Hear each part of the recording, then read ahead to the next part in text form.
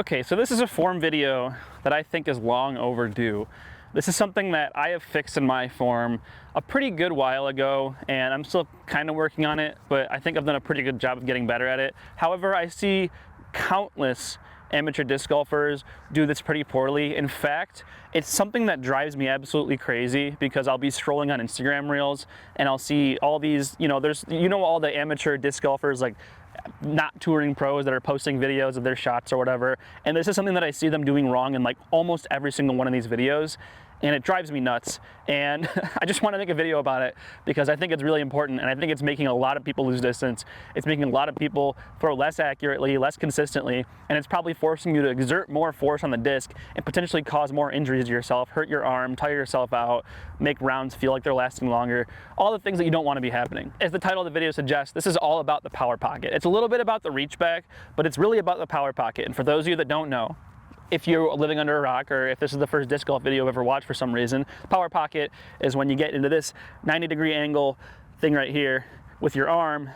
And the basic idea behind the power pocket is you're creating a whip. If you think of a whip, kind of when you whip it forward, right before it explodes forward and exerts all of that energy into the tip of the whip, the tip being your hand or the disc, it's curled up in this really compact form, which allows it to explode forward. This curled up form is what creates all of that potential energy, which allows the disc to fly so far. If you try cracking a whip without it getting into that curled up form, it won't crack. It won't explode fast enough. It won't accelerate quickly enough. So that curled up potential energy is really important because it allows it all to go into that tip to exert the most energy. And what I see a lot of people getting wrong is not doing that correctly. Now, before we get into all the specifics of that, I actually want to thank this video's sponsor, Vessi. I'm far from the first disc golfer to wear Vessis. I've seen a bunch of different people on YouTube and on the Pro Tour wearing Vessis. Obviously, the biggest example is Isaac Robinson has been sponsored by them. And honestly, I'm really surprised at how great they are as a disc golf shoe.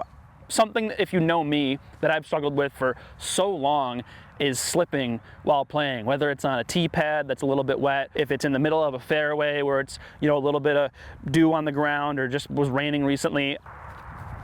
Oh, I slipped. I hate slipping. It is one of the biggest things that I cannot stand happening during my round, and I, for whatever reason, over the past many years, have not been able to fix this problem. But ever since I've started wearing Vessis recently, I haven't slipped at all, and this is probably the worst time of year for slipping because everything's so wet and muddy. On top of that, they look awesome, they're super comfortable, and of course they're waterproof, which is fantastic, again, for this time of year. I'm personally wearing the Storm Bursts. These are, I think, the preferred disc golfer shoe. They have the low tops and the high tops, which are both great. They also have a ton of other options that are stylish and comfortable, and of course also all waterproof. They're perfect for this time of year, so you can still get outside without being worried about getting your feet wet, but still having a nice, good-looking, comfortable shoe. I'm really excited to use them in my season next year. I've been looking for a shoe that works for me, and this seems to be a perfect fit. So if you want to get yourself a pair, try them out, go ahead into the description of this video. I have an affiliate link, and I'll have an affiliate link in all videos going forward. The thing that I see people doing wrong with the power pocket is, like we said, you want to get to this point. What I feel like I see a lot of people actually do is get to here, right? They kind of just get to this power pocket right here, and this just isn't powerful. You don't have enough room to go forward. The disc is moving forward too much. Getting your elbow forward and getting the disc into your chest allows for this explosion, the arm to unravel, your bicep and shoulder kind of holding in place, and then your elbow pushing forward, and then your forearm uncurling and your wrist uncurling and snapping forward. That's what gets all that energy into the disc. If they're kind of all going together out here, you're losing so much potential, and you're essentially just arming the disc. Even if you do everything right, if you get to out here, you only have this much room for your arm to move, where if you get into here, you have all this room for your arm to explode forward. You can see how that motion right there, that's what's getting the power into the disc. Not this, right? That's nothing. That's terrible. And so a really good form cue to think about when doing this, it's gonna have to do a little bit with the reach back. So there's a couple things you can do. The first and most important is going to be when you're pulling the disc forward. When you're thinking about bringing the disc forward as you rotate your body. So like we do, we get into our last step, we reach, when our foot hits the ground, we're going to reach the apex of our reach back, And then at this point, our body's gonna start to rotate. And what we wanna do, and what I think a lot of people want to do, is they want to get the disc here and then throw it forward. And I think the problem I see with a lot of people, they're pulling the disc on the wrong plane, on the wrong line. They're pulling out in front of them. And what you want to do, I think what your problem is when you're in this position right here, if you pull through to where you want the disc to actually go, kind of part of your chest is a little bit in the way. But what you don't think about is as your body opens, that space is created for the disc to come through and go forward. And so since we know this space is going to be created, we actually want to pull the disc into our, if you're right-handed, kind of into your right pec. And this is going to kind of create a slightly congested feeling if you're not used to it, and it's going to feel like you're pulling the disc a little bit too tight to your body. You don't really want the disc to hit your chest, but go and watch slow-mo videos of Gannon Buhr, of Eagle McMahon, of AB, watch them throw, and you'll often see it, something I've noticed on a lot of shots. Sometimes their shirt or their jersey or whatever they're wearing is coming off their body a little bit. I've seen them literally hit their clothes as they're coming forward just because they're coming in so close to their body, right? They're coming so close to their chest that they're actually coming in contact with their jersey as they're coming forward. That was kind of a realization to me, is like, I'm not even getting close to that. I'm coming through out here, right? I gotta get way in here to where I'm pretty much almost touching my chest. And that's where it's kind of difficult, because you are gonna mess up. You are probably gonna pull in and hit your chest, and it's gonna screw it up, and it's gonna screw up your throat. It's obviously gonna slow everything down. You don't wanna hit your chest while you're coming through, but you do wanna bring it in close. You do wanna get to right here. What you wanna think of is pulling into your right pec, right? I wanna hit this point right here as I'm pulling forward, and then as my body rotates, that point that was here, that was on my chest, is now open space, and it's right in front of me because I've taken this and rotated out of the way a little bit. Same thing if you're gonna throw it on hyzer. You know, you're gonna lean forward a little bit, you're gonna come into your chest, maybe your elbow is gonna be down a little bit more, but it's the same thing.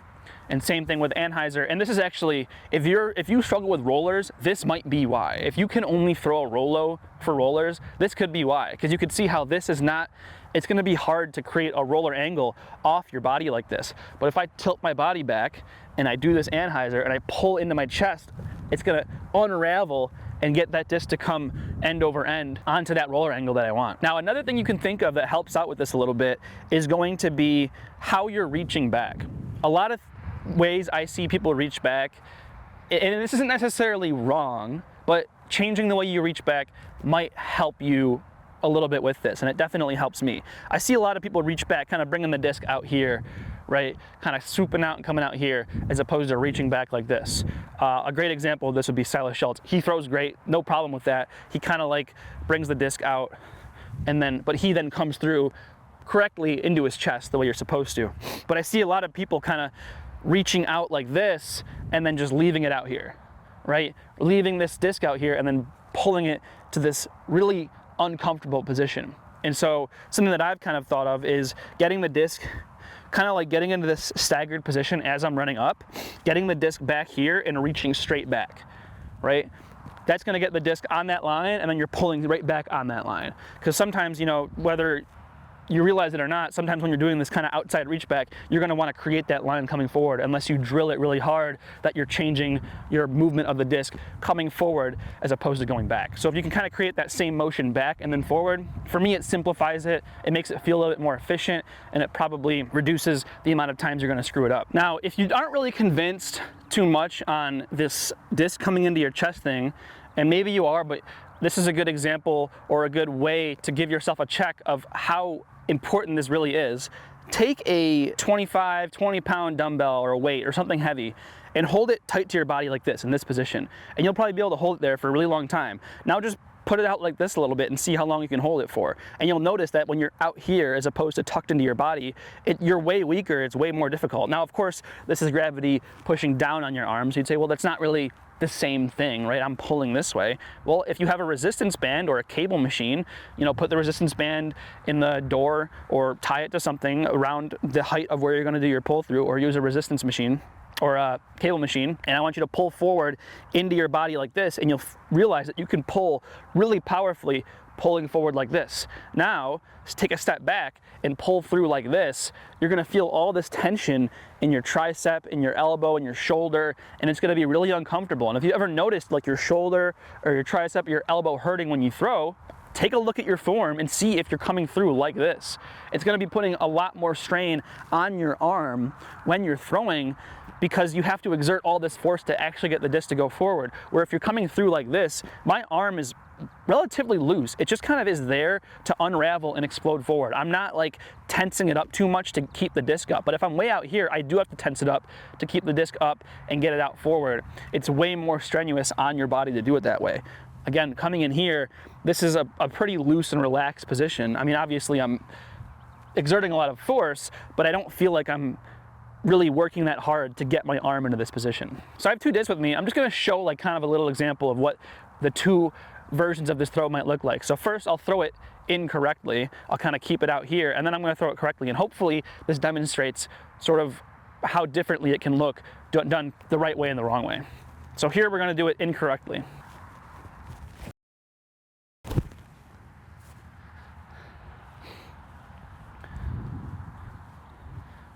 Do I look like your favorite Instagram disc golfer?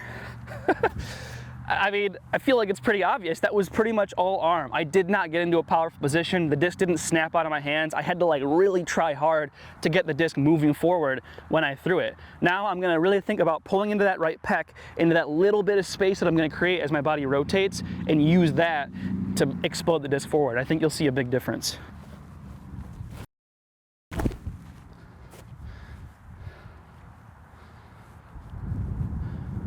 Of course, I threw it way higher. That's with no warm-up, so whatever. But I think it's probably clear to see how much more powerful that pulling into my body was than keeping it way out here. So yeah, that's kind of a thing that I think is really important. I think a lot of you should consider that when looking at your form, and maybe it'll help a lot of people. Hopefully this video does help you and you can throw forward. Hopefully this video does help you and you can throw farther and you can reduce the strain on your arm, and maybe you don't injure yourself quite as much. Once again, thanks Vessi for sponsoring and giving me these cool shoes. Go check them out. Affiliate link in the description. I'll see you next time. Peace.